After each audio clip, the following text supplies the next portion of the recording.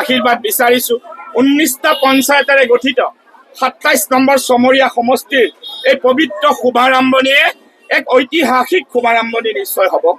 আমি ভাৰতীয় জাতীয় কংগ্ৰেছক ৰাহুল গান্ধী ডাঙৰীয়া, প্ৰিয়ংকা গান্ধী ডাঙৰীয়া, মল্লিকাৰ্জুন খাৰ্গে ছাৰ ডাঙৰীয়া, জিতেন্দ্ৰ সিং ছাৰ ডাঙৰীয়া, আমাৰ মহামহিম সভাপতি গৌৰৱ গগৈ ডাঙৰীয়া, তামাম লিডাৰশ্বিপক 27 নম্বৰ চমৰীয়া সমষ্টি এক বিশাল ভোটত সমগ্ৰ অসমৰ 126টা সমষ্টিৰ ভিতৰত প্ৰথম 10টা ৰেংকিঙত 27 নম্বৰ চমৰীয়া সমষ্টি আমি ৰাখিবলৈ জনসাধাৰণৰ আশীৰ্বাদত নিশ্চয় সক্ষম হ'ম।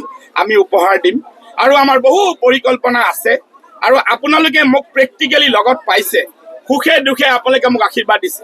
এইবাৰো মই আপোনালোক সকলোৰে পৰা সমগ্ৰ চমৰীয়া সমষ্টিবাসী ৰাইজৰ হৈ ভাৰতীয় জাতীয় কংগ্ৰেছৰ চেণ্ট্ৰেল হাইকমাণ্ড, ষ্টেট হাইকমাণ্ড সকলোৰে হৈ মই আশীৰ্বাদ বিচাৰিছোঁ। অসমত যাতে 26ত এক শক্তিশালী গৌৰৱ গগৈ নেতৃত্বত আমি কংগ্ৰেছৰ চৰকাৰ কৰিব পাৰোঁ, তাৰ কাৰণে আশীৰ্বাদ বিচাৰিছোঁ। আমি যাতে জনতা জনাৰ্দনক লগত লৈ এই সমষ্টিৰ 90% ভোট বেলট বক্সত লৈ আগুৱাই যাব পাৰোঁ, তাৰ কাৰণে আশীৰ্বাদ বিচাৰিছোঁ।